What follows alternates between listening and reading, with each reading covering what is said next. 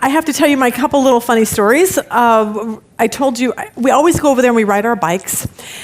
Let me show you Rob. Let's put his little, okay, there you go. Now, I want you to notice the powder blue bike and the powder blue shirt, okay?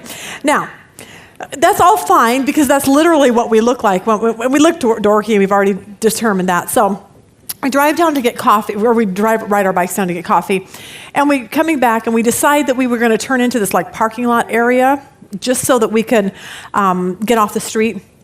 And guess who's there? Show us the next picture. Yep. Yep. Okay. There's like 75 or 100 of them. Okay, they're all getting ready for some big bike ride, and they're all standing there with their, their shorts and their expensive bikes. And okay, let's go back to Rob again. Yeah? Okay, seriously, there's this one little tiny place between them all, and we just drove right by there. And I'm doing everything I can not to laugh. And finally, I said to him after we got out, I go, Rob, you have to be really secure in your masculinity to do what we just did. So I'm pretty proud of you. I left here, and I had gone on my Atkins diet, and so I decided I was going to stay on that the whole time I was going to be in California. That lasted until we got to Yuma. And I said, I'll have a Dr. Pepper, please. That works out really great for me. So that didn't work. Somebody told me that, they go, Lisa, the way you need to lose weight is to just eat 5 meals a day. I said, all right.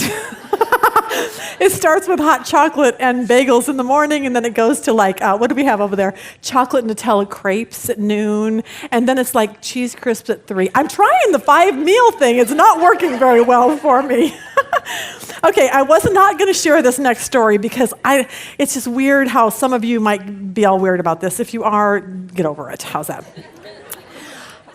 When the whole world, how all these shootings and stuff have been happening and all the crazy stuff, Rob told me one day, he said, Lisa, you need to, because for those of you that are watching us online, Arizona is a conceal and carry, like we can carry a firearm. So he said, I need you to go and learn how to shoot a gun, and then I need you to carry. That'll just make me feel better. So I said, okay. So I have a special purse, and this is just what I just always do. It's second nature. I don't even know it's even there any longer. So we drove to California, and then we flew home last night. Yep. I have a gun in my purse. And we go to the airport. Totally I don't remember it was even there. And we go up, and we're 3 people away from me putting my purse on the conveyor belt.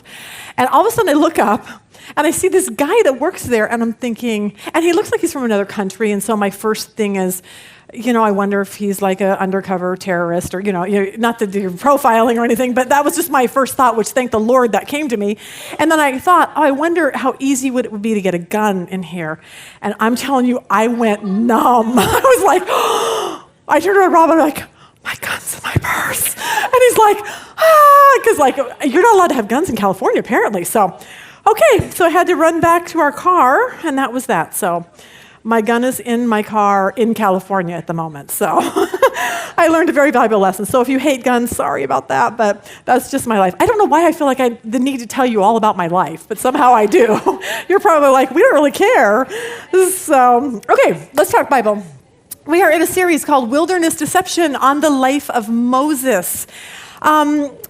We named it Wilderness Deception. We tell you this every single week in case you're new, because we think that the wilderness, whatever you're going through, your tragedy, your trial, your heartache, whatever, and wildernesses last for a long time. We think that we're deceived into thinking they're the worst place to be when, in fact, a lot of times they're the best place to be. If, in fact, you do your wilderness right and you turn to God instead of away from Him. So that's kind of the whole premise to our whole series here.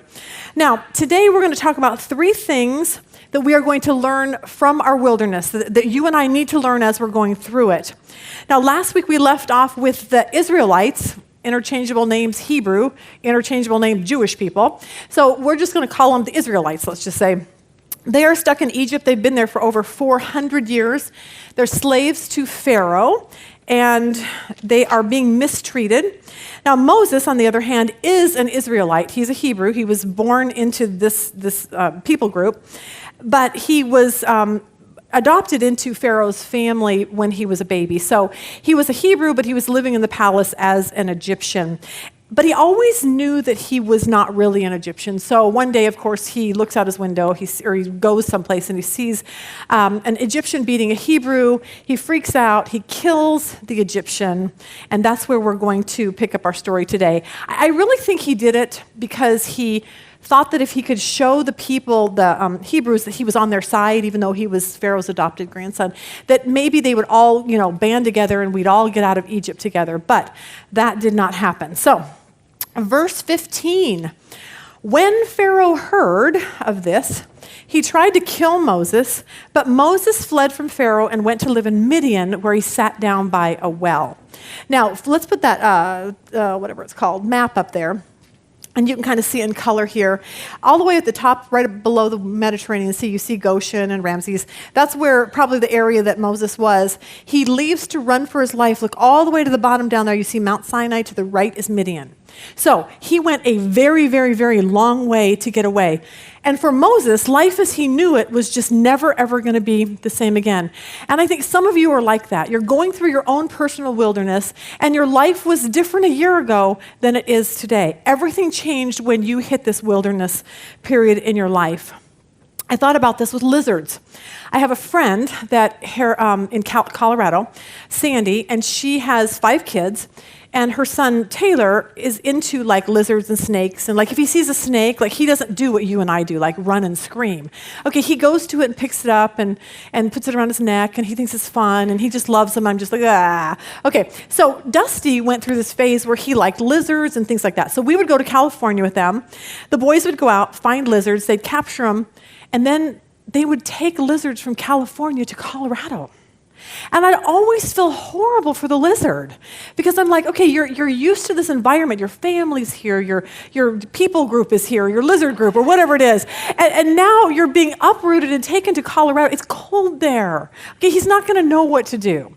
But I was looking at lizards when we were walking in California, and I thought, you know what? That's kind of what it is with your wilderness. You're uprooted from one place, and you're taken and put down someplace else. And life as you know it is just not going to be the same. Erwin Lutzer received a letter from somebody. I think I put it in your handout. He said this: I'm a man, 31 years old and divorced. I fought the divorce bitterly. I feel bad because I have no hope for the future. Often I go home from church and cry, but there's no one to hold me when I cry. No one cares. What hurts most is that I've begged God for the grace to be single for his glory, to fix my eyes on Jesus, but nothing changes. I continue to fail. I'm a basket case emotionally, are on the verge of collapse. Something is very wrong. I'm so crippled and embittered that I can scarcely relate to others anymore. I feel like I have to sit out the rest of my life in a penalty box. And I thought, okay, that's a great picture of what it feels like to be in your wilderness. It's like this new normal time. And for those of you, you're here and you're trying to find purpose in your pain. And you're going, God, what is the purpose in this horrible situation? My husband left me. Someone I love died. All of these things. How do I find purpose in that? And you're at the stage of your wilderness where you just don't see any purpose at all. And then you're wondering okay, God, what are you doing? And he seems completely silent, and you're so confused at what's going on. So the goal for this series is for you to get through your wilderness, not only with your faith in Jesus completely intact, but coming out the other end, seriously, a deeper, deeper relationship with him than you ever had before. Go back to verse 15. When Pharaoh heard this, he tried to kill Moses. But Moses fled from Pharaoh, went to live in Midian. Look what he did. He went to sit by a well. Now, I think by the time Moses got there, he sat down to this refreshing well, and he looked around in his new surroundings. No palace, no money, no gold, no nothing, no job. And now he's in the middle of this horrific desert. And he's looking around and saying, you know what? How in the world did I just get here? And so the first thing I want us to learn when we go through our wilderness, and this is the one thing I want us to do when we're going through it, I call it introspection. Because I think that Moses sat down and looked around and said, how did I just get here? What just happened to move me from this place into this wilderness? Did I do something? What is in me that I just murdered a man and then ran for my life? Like, what's going on in my life that was so bad that I need to figure out what's wrong with me? For a lot of people here, you have to go into your wilderness and sit down and say, what just happened to my marriage? Not what did my husband do?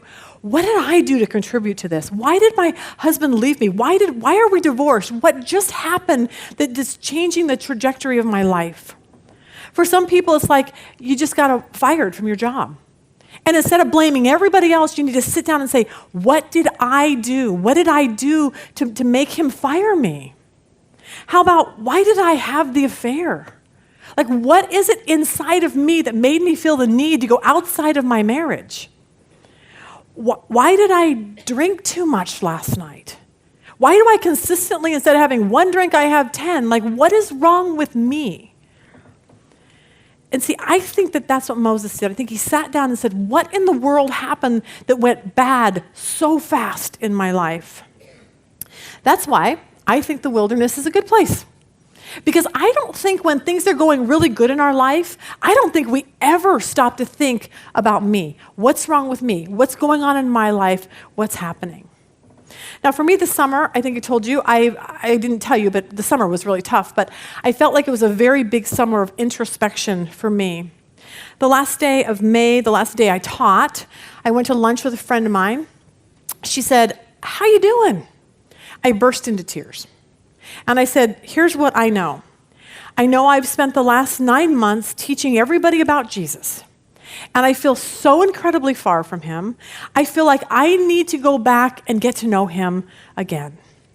And see, I think that's what wildernesses do. They help you refocus on yourself. They help you refocus your life back on God. And for me, I had to get away from doing this every single week and go and sit someplace and say, God, am I even doing this right? Am I doing Bible study right? How's my relationship with you? Am I seeking you enough? Am I just going through the motions? Do I honestly believe what I teach? And I think that we need to get to that point in our life where we say that. And the down times, the wilderness times in our life, start bringing all of this stuff up to the surface. I spent a lot of time this summer praying this in Psalms 139. Search me thoroughly, O God, and know my heart. Try me and know my thoughts. And see if there's any wicked and hurtful way in me, and lead me to the way of everlasting.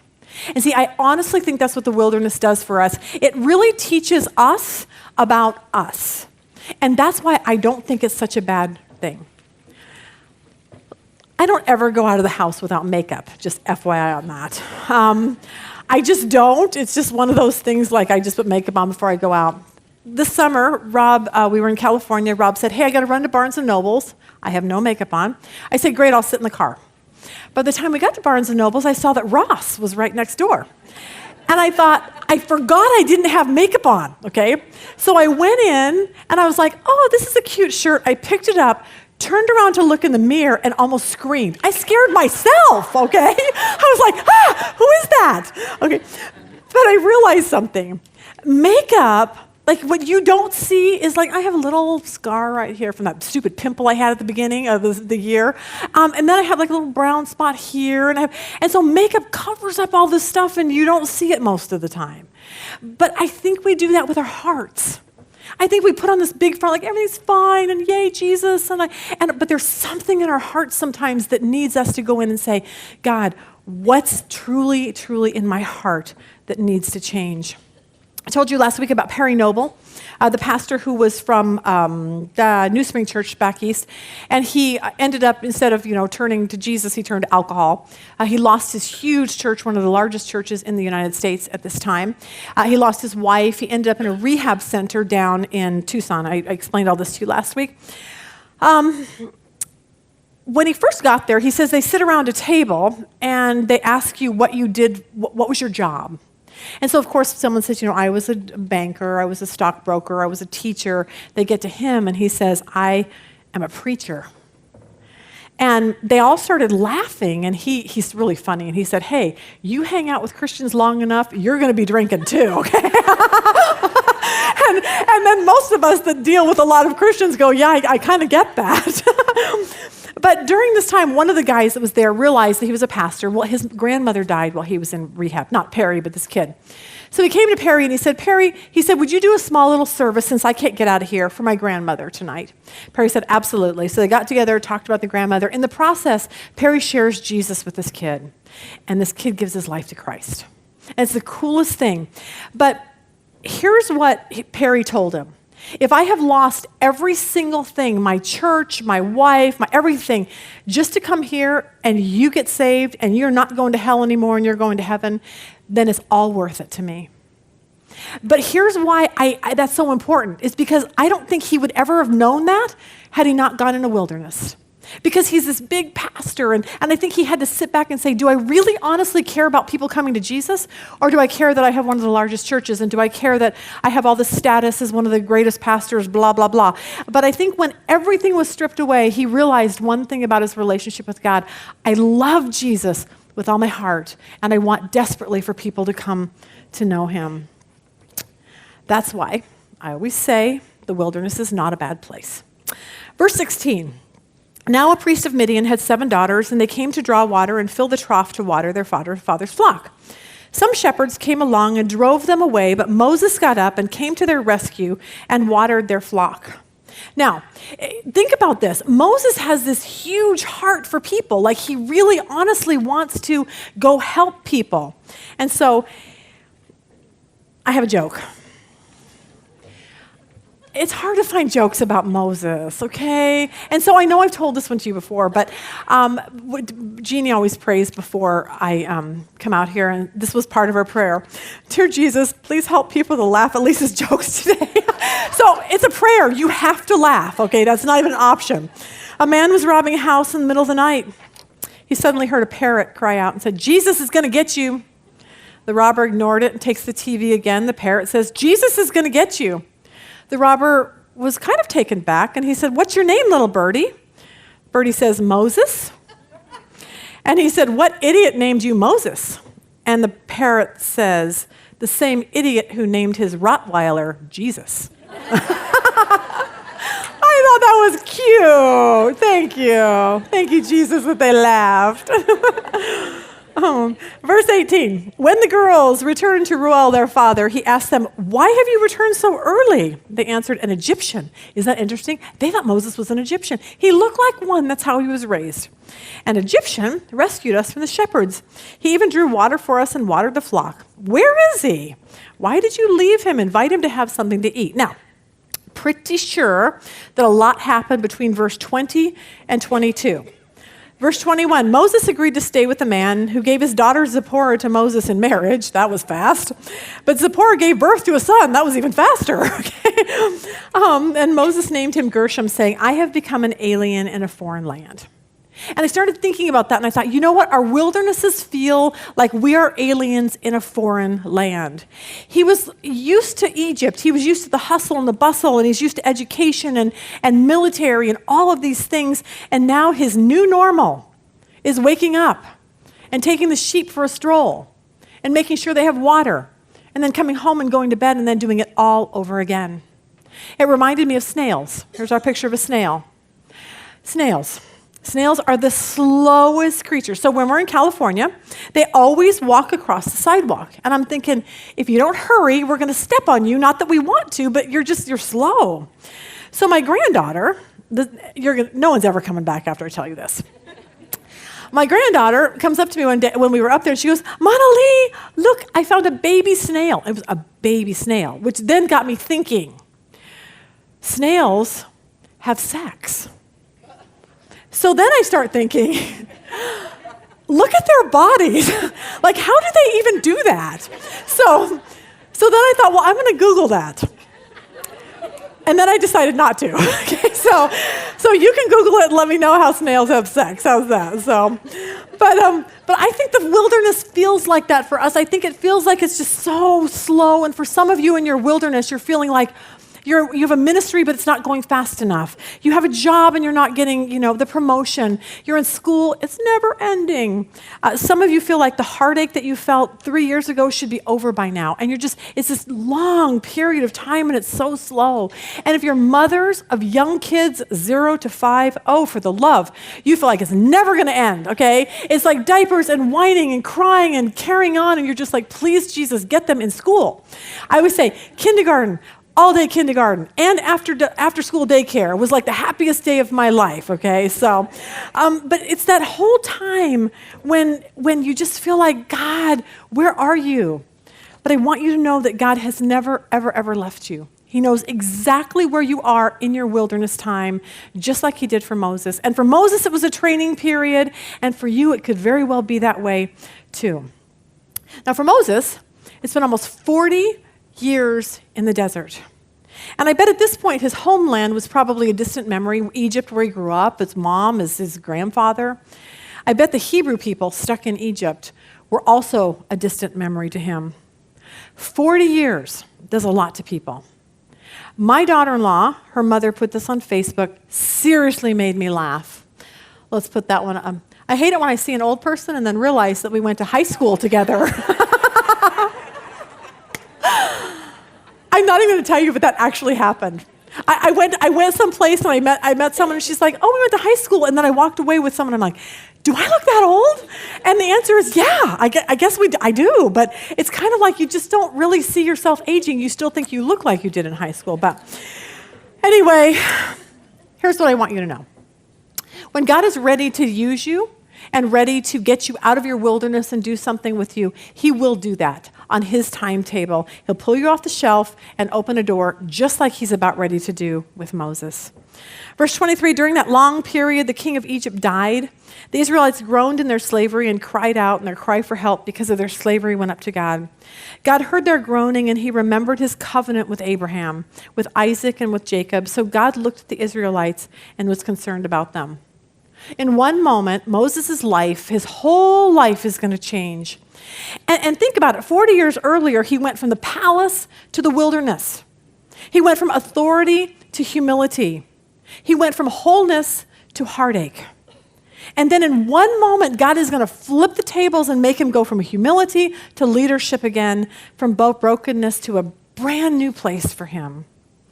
And what I love about this section is a great reminder that whatever wilderness that you are in, God has never, ever left you, even though the wilderness makes no sense to you at all. I would like to introduce to you a woman by the name of Esther. Esther was the mother of little Jordan.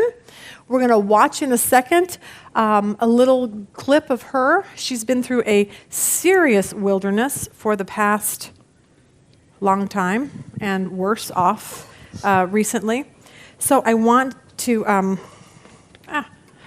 talk to her about her little wilderness and hopefully give everybody hope that whatever you're going through, God has never left you. So let's start off with a little clip of the video and we can kind of go from there and see.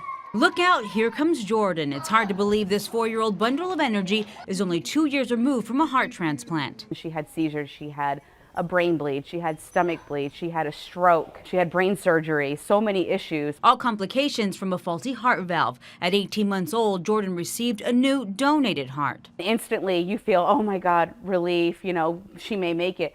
But on the flip, it took maybe a half a second for me to turn and say, a mother lost her child tonight. That child was 7-month-old Lucas. He's the happiest kid. He only cried when he was hungry. Lucas was Heather Clark's only child, and she didn't hesitate to make that selfless decision to donate his organs during a time of tragedy. The only thing I could think of is, I can't save my own son. Why not save somebody else's? Now this little lady can run around and play like any other child. Nearly 2 years after the transplant, these two mothers embraced for the first time. Heather also got to meet the little girl her son saved. She's like my best friend. She took to her instantly. Like only a mother could, Heather says she sees a lot of Lucas and Jordan, and now she can hear him through the teddy bear Esther and Jordan gave to her as a gift, with the push of a button. Heather can hear Lucas's actual recorded heartbeat. Out of tragedy can come a blessing in disguise. Both mothers say they're family now. Through all the grief, that she dealt with losing her child and, Jordan being so sick and us almost losing her a few times. It seems as if that everything came together perfectly for both of us. One selfless decision to donate organs has saved so many lives. This little guy saved 2 other lives with his donated liver and kidney. Mom couldn't be any more proud of Lucas. He did more in 7 months of life than I've done in 25 years of life. Wow. So please welcome Miss Esther. How's that? Yay.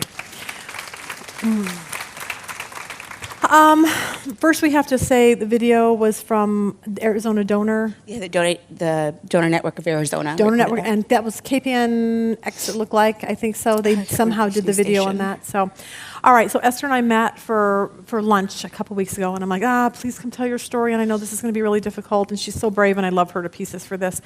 So I want to start before Jordan even came in the picture. Tell me about your life ahead of time. How were you raised a Christian? I was. My dad was the pastor. I lived the type of life there. I was born on Saturday and church on Sunday. It's just the way I was raised for about 19 years until I walked away from the Lord. And you just said, all done. Yeah, that was. And then you went and you have a boyfriend, and then you guys started living together? Yep. And you had 2 children. Mm-hmm. Okay, so one of them was Jordan, and then you had a younger son? Nolan Jr. Oh, no, Nolan. Okay, perfect. Now, it showed in there when she was 18 months, she's kind of got sick. Okay. I'm sorry. We were fine when we talked.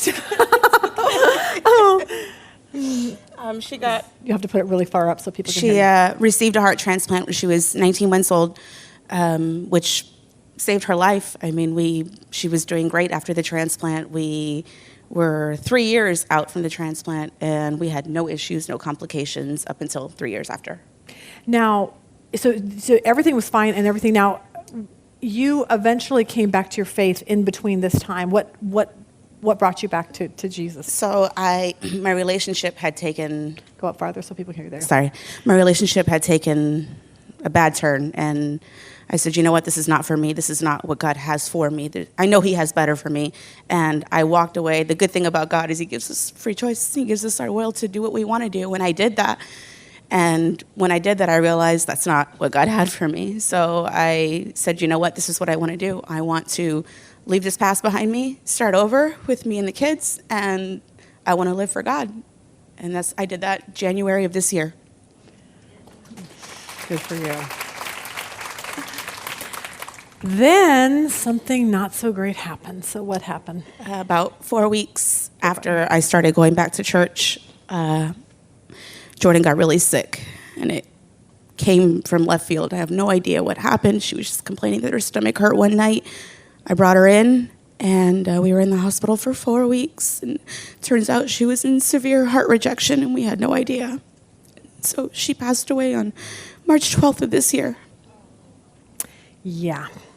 I heard that story and I was like, la, la, la, la, la. And I guess I wanted Esther to come. I asked her if she would come share her story because this is a wilderness, but some of you feel that way. Like, we know a lot of people out there, you have lost children and you love them with all your heart and you can't even imagine life without them.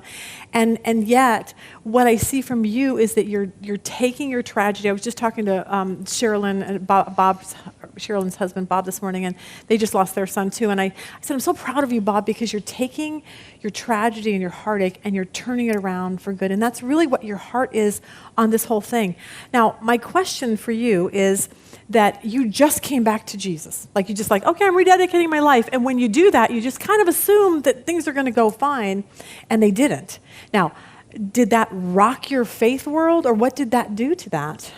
No, it didn't. I knew, thank God for my foundation, that when you rely on the Lord and you live in His will and you do, that doesn't mean that all bad things stop happening. It doesn't mean that I'm never going to go through anything ever again.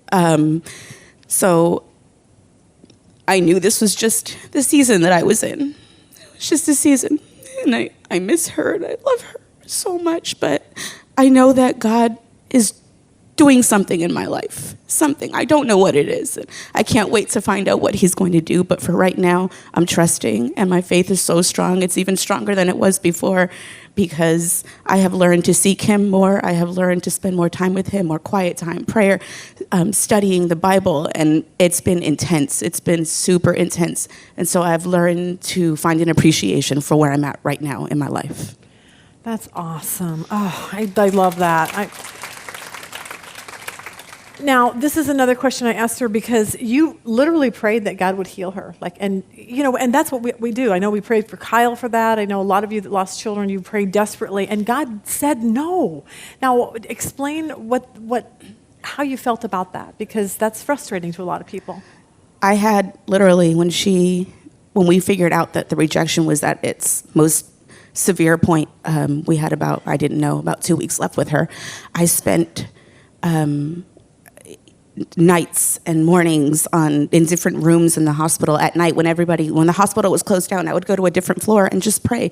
I would open my Bible and I would read, the scriptures, and I would stand on everything that I read and said, okay, oh God, I know you're going to do this because you've done it before. She's been so sick. She's had brain bleeds and strokes and seizure and stomach bleed, and we've had so many issues we've overcome. I know she's going to get past this. I know she's going to. And I was firm on that. I knew this was going to happen. So when she passed away, it didn't weaken my faith at all, but I'll tell you, I wondered, what are you doing? Mm-hmm. What's going on? I tried so hard, and you saved her from everything else, and now you take her from me. Yeah. It was hard, and it took me about 2 weeks to get out of my, get out of the bed and stop crying 24/7 and open my eyes to realize, you know what? This is not going to be all bad. Yes, it hurts like no other, but my faith is gonna hold me down. It's gonna anchor me, and I know that I'm gonna get through this. I don't know how, but I'm gonna keep my eyes on him, and I'm gonna keep reading what I need to read and stay firm on the fact that God is not going to leave me through this hard time. He brought me into this, and he's going to take me out of it. So, and I love that you kept your eyes on him through your wilderness, because people do that. They get off and they're like, "This isn't right. I'm mad at God," and they walk away. And you just did exactly what we're trying to get through with this whole series. During the wilderness, it has to point you to him and seek him more and find out, and you'll come out on the other end a lot better. Now, your saving grace too was you got in touch with a counselor. Yes. Right off the bat. Mm-hmm. So some of you that are struggling with things, go see someone. That's a really good point. That really helped you. Yes. It sounded like. I got in contact with a Christian counselor. She has been amazing. She's been helping me through this process, and she never takes any credit. She always says it's God using her, but she's definitely helped me to realize that, you know what, because there was a time where I was mad. I was mad at God. And I said, why did she do this to me? The little girl was my favorite person in the world. I loved her so much, and you took her from me. Why? And my counselor helped me to see that it's okay. It's okay to be mad at God. He is a big God, and he can handle you being angry. Mm-hmm. But we don't know what he might have saved her from. What if we look at it from a perspective of, what if she were to grow up and go down this wrong road? What if she were to witness some things that she didn't need to see as a child? What if we don't know what kind of other sickness would have plagued her? What if we were to say, well, God saved her and spared her life? So that's what I've been hanging on to. That's awesome. What have you learned about God? We have time for that? We do. We have 30 seconds. Go for it. I've learned a lot. I've learned that he's here. He's with me in my quiet times. Through this wilderness, I've learned to spend more time. I've learned that spending time with him will bring me to him, will bring me through this. And really quick, if I have a second, can I just read this? That's a cute Bible. Thank you. You want me to hold this? Yes, please. Trying to find it. That is the tiniest print. I could never see that, even with glasses, I don't think. So I got here early and I started reading really quick. I don't know why, but I feel like the Lord led me to this scripture. This is a part in Isaiah 43 where it talks about the Lord bringing splitting the Red Sea for Moses. And he says, as wonderful as that was, the Lord says, forget all that. It is nothing compared to what I'm going to do for you. For I am about to bring you something new. See, I have already begun. Do you see it? I will make a pathway through the wilderness. I will create rivers in the dry wasteland. Oh, that's awesome. That's great. My last question is, and this is something we need to get through, because when you're in the wilderness, you don't really feel like you like God very much. Like, what do you do? What you don't feel like it. So, what is your what's your step when you don't feel like God is there? When do you know what I'm saying? You know what I did? I Googled scriptures. I said, my anger, I would say anger, what the Bible has to say about anger, what the Bible has to say about being left alone. And all these scriptures would populate. I would write those down and then physically look them up in my Bible and underline anything that applied to me and then put the date on it. Because I feel like those things, I look back to even March or June, and I'm like, wow, I've learned a lot since then, and I see that has really helped me to grow, to rely on God by looking up those scriptures and finding scriptures that apply to what I was going through that time. It's really helped me. And even with Jordan passing away, I find scriptures on heaven and Jesus coming back, and I write Jordan right by it, and I say, and when I start to miss her, I read those scriptures. And so those are things that I do to help me get through the funk. Yeah. I loved my favorite part was when you said, I had a foundation. And see, I think that's what we want everyone to know. Like, that's why we always say, please read your Bible. Please figure out this stuff. Like, you've got to be in the Word of God. Because when a wilderness hits, some of you are like, I'm not in a wilderness. Someday you might be in one. And you have to have a foundation going into it, or you might just walk away. So, and you went back to work right away, but you are this shining, bright little light at your work. And I think people are shocked at that. And I'm so proud of you for that. It's been tough, but I feel as if that through everything, I'm a Christian. I'm a mom who lost her daughter. I'm all these different things. I'm a hurting person. I'm a human who messes up and makes mistakes. But I am a Christian. I am someone who needs to shine that light for everyone else to see. And I mess up. Lord knows I mess up. And I try and I ask God for forgiveness. But every day I start over again. And I say, you know what? This is the life that's going to be for me. And I'm going to choose to put a smile on my face every time I leave this house. That's awesome. We're going to pray for you. Oh, Father, thank you for Esther. Thank you for her sweetheart. Thank you for bringing her back to you before all of this happened with Jordan, so that, God, that she could now take her hurt and go and minister to other people. I pray for a huge life for her, a huge ministry for her. I pray that you will use her in mighty ways so that other people can come to know you. I pray that during this next year, which will be very, very difficult, that you would consistently give her peace and a consistent love for you. And I pray that when she gets to the other end of this, like we hope for everyone's wilderness in here, that she and everybody else will be so much stronger in their relationship with you. We pray for that in Jesus' name. Amen. Thank you. Thank you so much.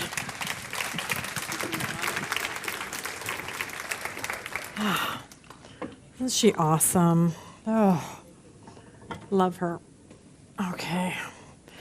God, you always feel like at that, it's just like, let's pray and go home, okay? But we got more, sorry. The early American Indians had a unique practice of training their young braves. On their 13th birthday, they would always take them out after they'd trained them to hunt and fish and scout. They would take them to miles out into the dense wilderness, and they would blindfold them, and then they would drop them off in the middle of the night. And these boys were supposed to figure out their life, and they were young kids. They'd never been away from their home. They'd never been away from the tribe before.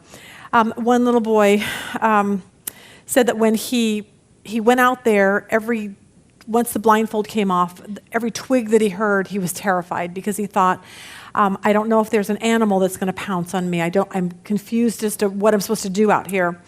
And then he waited till morning. And as dawn hit, which was probably the longest night of his life, he said suddenly he looked around and he saw there was flowers and there was plants. And then suddenly he saw this path. And he looked down the path, and there down the path was an outline of a man who was armed with a bow and arrow. And he realized that it had been his father, and his father had been there all night long watching him. And it was just a reminder to me that when you and I go through our wildernesses like Esther's gone and like whatever you're going through, that God has never, ever left you, and he never will. Joshua 1:9 says this, have I not commanded you, be strong and courageous. Do not be terrified, do not be discouraged, for the Lord your God will be with you wherever you go. And just like Esther and the rest of us, it's like we always have a choice. Our choices are to be angry with God and to run away, or to sit down by that well and say, God, I am just going to wait. I'm going to let you restore my soul, and I'm going to be ready for when you want to use me with what we just went through. I want to play you a video. I came across this husband and wife team, Caleb and Kelsey. I put one of their videos on our Facebook page the other night, and then I found this. And I'm so excited for what God's going to do in this group's life. You can find them on Spotify and YouTube, but I wanted you to hear this song because it kind of goes with what we're talking about, how the wilderness is not a really great place, but this is such an awesome worship song. So let's go ahead and play that. Ooh, aren't they so good? I know. Caleb and Kelsey, find them on, I literally put it on Spotify. I listened to it over and over and over. Like, seriously, that was so awesome. See, God wants us to have a stronger and deeper relationship, and I'm sorry that there's wilderness times in our lives, and it is what it is, but I think that we just need to take them and say, you know what, Spirit, lead me where my trust is without borders. I got to trust you, and I don't even understand why, so. All right, let's move on to Exodus 3, verse 1. Now Moses kept the flock of Jethro for his father-in-law, the priest of Midian. He led the flock to the back of the west side of the wilderness, came to Horeb or Sinai, the mount of God. I thought this was funny, but you will not find this funny. Do you know what Moses did for a living for 40 years? He was a shepherd. Do you know what they call pastors in Germany? German shepherds. I don't know why I thought that was funny. Seriously, that made me laugh. All right, Max Lucado tells a story of a man by the name of Roy. And Roy works as a night janitor in a huge, huge law firm. Roy is 80 years old, and he spends his nights just making sure that everything's clean and ready for the people to come and work the next day. But every night he gets his work done about probably an hour early, and he goes to the main lawyer, the one who owns the firm, and he sits behind his big, beautiful mahogany desk, and he remembers a time when his life was a lot different. 40 years earlier, he had gone to a bar. He was a lawyer. He went to a bar, and he came to the defense of a very helpless woman that someone was trying to hurt. And in the process, he killed this man.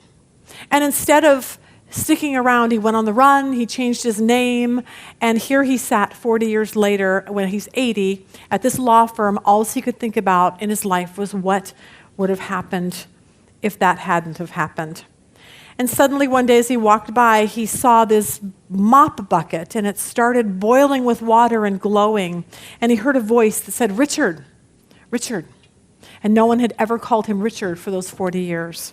And he walked over to the bucket, and he heard a voice that said, Richard, take off your shoes. You're standing on holy ground. I have a job for you to do. Your past does not matter to God at all. He wants to use you. Your time in the wilderness is training you for what he wants you to do next. That is a modern day story of Moses, because Moses used to be important. Remember, he was Pharaoh's grandson. He worked in the military. He was a very, very important person. And now, 40 years later, he's a shepherd, which is a dreaded thing to be when you're an Egyptian, working for his father-in-law. I say it's like owning a Fleming's restaurant, and now you're a pizza delivery boy for the local delivery restaurant. And that's kind of what his life was like. So one day Moses goes out into the desert and he sees something. Verse 2, the angel of the Lord appeared to him in a flame of fire out of the midst of a bush. And he looked and beheld the bush burned with fire, yet it was never consumed. During Sunday school one time, a pastor got up and said, we're going to recreate the story of Moses and God when they're talking to each other. The husband will play the part of God. The wife will play the part of Moses. As they went through this whole dialogue, the wife mistook her space. And instead of using Moses' part, she said God's part. And she said, the Lord, the God of our fathers. And the pastor interrupted her and said, wait a minute. You're not God. And her husband, without missing a beat, said, thanks, Pastor. I've been trying to tell her that for 18 years. Here's the key. Moses saw the burning bush, and he did not run away, and he did not pass by. He walked towards the bush. Look at verse 3. And Moses said, I will now turn aside and see this great sight, why the bush is not burned. And when the Lord saw that he turned aside to see, God called out to him in the midst of the bush and said, Moses, Moses. And he said, here I am. God said, do not come near, put your shoes off your feet, for the place that you're standing is holy. I want you to know that Moses was in the desert. There's nothing holy about the desert. But the minute God shows up, he takes something that's so ordinary and he makes it completely extraordinary. The desert is now an extraordinary place. For some of you, it may be your home. You're here and it's just an ordinary home. But the minute you bring your small group in and you start studying the Word of God and you're teaching your children about God, it's now become an extraordinary place because God is in it. Some of you, it's your job. I heard from a girl the other day, it was so cool. She emails me and she goes, Lisa, I want to start sharing my faith. She goes, I'm a hairstylist. And she said, I work in a salon. And she said, I have my own little space that I've rented. She said, but my clients want to, they come and they always have problems and I want to share Jesus with them. So we send her a bunch of books, our one-way books, our Discouraged, whatever. So that she had all these different tools that she could use. And what I realized is that her ordinary workplace became extraordinary the minute you bring God into it. But in order to get from the ordinary to extraordinary, you have to go towards it. And I think that's the one lesson. Moses had to move towards the burning bush. Think about this. God did not speak to Moses until Moses took the step towards the bush. So many people talk to me, they say, I want to hear from God. I want to hear from God. I can't hear from him. And I'm like, how in the world do you think you can hear from him? You have your TV blaring, you have your Spotify going, you have Facebook on, you're at the gym with little things in your ear listening to U2 or Bono or whoever was just here last night. I don't know who it was. You're watching emails, you're Snapchatting. Like, how can anyone hear from God when all of these things are going in our brains? Like, we can't hear from him because we're drowning out his voice. Wayne Cordero is a pastor at a New Hope in Hawaii. He was pretty burned out. He went to a conference in California. He was jogging one morning, and he found himself on the edge of a curb, sobbing his eyes out. And he didn't know what was wrong. He was exhausted. He was depleted. People were exhausting him. Church was exhausting him, and he thought he was having a heart attack. The doctor told him, he said, you're not having a heart attack, you're having an anxiety attack. And the problem is you're so overwhelmed, your tank is completely empty. You need to take 6 months off. And he said, I could never take 6 months off. So this is what he decided to do. I'm going to go to a monastery for 1 week, and I'm going to spend a week with the monks who do not talk. And here's what he went there thinking. He said, God, here's what I want to do. I want to spend a week for you to quiet every voice in my head except yours. He says the funniest thing. He says he checks into the monastery. They don't talk, so he doesn't know where to go. So there's a little sign, Wayne Cordero, to the right, A7 is your cabin. So he goes down there, spends about 3 or 4 days, like writing in his yellow pad. I mean, just, there's no cell phones, there's no internet, nothing, serious, all quiet. The monks sing in the morning, they sing at night. Other than that, it's peaceful and quiet. He said by about day 4, he just needed a cup of coffee. He said, I was just going crazy because I just needed to hear a person's voice. So he said he decided to just leave one morning. So he got his car. He just wanted to go get cell service. It took him an hour and a half to get cell service.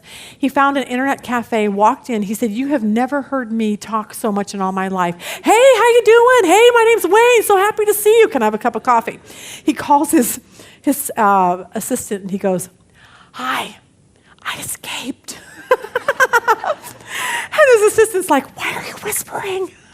I thought it was so cute. But he said, someone asked him later, were the monks upset that when you came back? And he said, I don't know, they never said anything. I thought that was great. But here's the point. He was so depleted, he could not hear from God any longer because he was so cluttered by the noise and he was drained. When we left in May, I told you this. My whole goal after I left here was so that I could hear God again. The first night I sat in California, Went on the patio, Rob was asleep, I was listening to the waves, looked up to the sky, and I said, God, I just have to hear from you. I need to be, my soul needs to be restored and refreshed. I feel just so distant from you.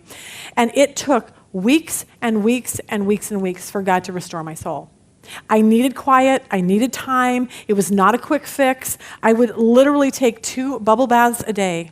And I would sit in the bathtub and pour the hot water with the bubbles, and I would lay there and just be like, God, I just need to hear from you. I just need to hear from you. I needed to be reminded, so I would read my Bible, and I would read it not so that I would have to come back and teach anybody. I read it for me. God, I need you to restore my soul. I need this more than anybody else right now. And I realized that quietness and solitude, you have to get to that. If you feel so distant from God, you got to get away. Now, a lot of people can't go to California. I was just talking to Vicki about this. She said, Lisa, I went to babysit a cat. She house sat for a cat, for people to go away. And she said, just being in a different environment changed my whole perspective. You look at things a little different. You're like, well, I can't afford to go to a hotel. Then go to the park, spend a day in the park. Like, do whatever it takes to get some quiet time for your own life. He said, you have to find out in your life what drains you and what fills you. And then you have to do more of what fills you than what drains you. And I realized, and I started thinking, okay, what is it? Like, what fills me? Like, Rob and I go to the movies. Everyone laughs at us. They're like, why are you always at the movies? It's something that I do it just kind of fills my tank. It gets me away from everything. It gets me just not thinking so much about everything. It's something I like to do. Some of you like to go to the gym. Oh, for the love, I don't get that. So I decided mine is like going to the ocean, going out to eat, okay, apparently chocolate, Nutella, banana crepes. But figure out what it is that fills your tank and what depletes it, and then start doing more of one than the other. Here's our 3 lessons. Oh, no, before we get to our last, here's what I wanted you to remember. Moses had to walk toward the burning bush. If you want to hear from God, you have to walk toward places where you're going to hear him, which means you need to be in church. You need to go to Bible study. You need to open your Bible. That's the greatest source of hearing from God. If you want to hear from God, you have to walk towards God in order to do that. If you're so cluttered, you're not going to hear him, and then you're going to be frustrated and you're going to walk away from God. So the 3 lessons we learned here, if you're in the wilderness, you need to sit down and ask yourself the tough questions. What is wrong with me? God, search me and know my heart. The second one is God has never left you, and we learned that from Esther. The hardest thing in the entire world, I think, would be losing a child. And yet, she's going to make it through because she had a foundation, and she realizes that God will never leave her through this time. And then 3, do what Moses did, walk towards God and not away. We'll end here. 3 years later, Erwin Lutzer, the man who felt like he was in the penalty box, the guy who wrote Erwin, wrote a letter 3 years later. This is what he said. I'm writing to testify of the marvelous grace of God.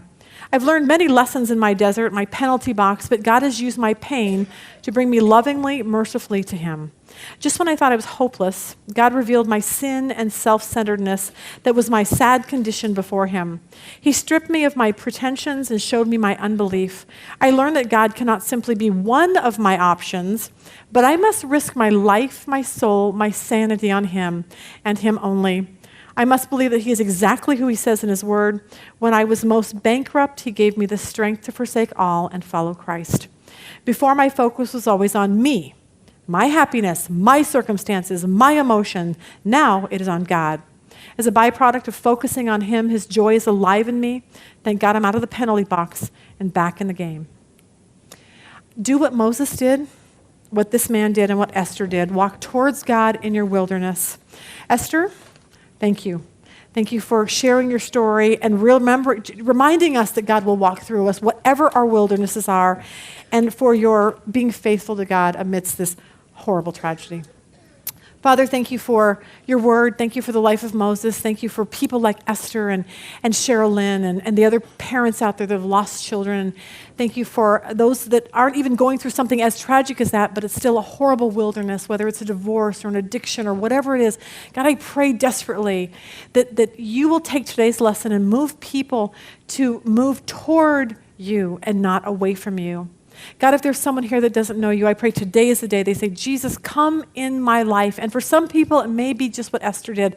God, I'm rededicating my life back to you again. I pray that for every person in Jesus' name. Amen. Maybe you're going to struggle every single day of your life with the situation that you have. Maybe you wouldn't yell at your kids, but do you gossip at all the girls? Okay? Maybe you wouldn't wear those things, but it's so true. It's like, what do people say about Christians? You're so judgmental. As we progress in our relationship with Christ, our lives will change. And now, instead of judging, when you believe the Bible and the Bible alone, I said, that's what we live for, is just this one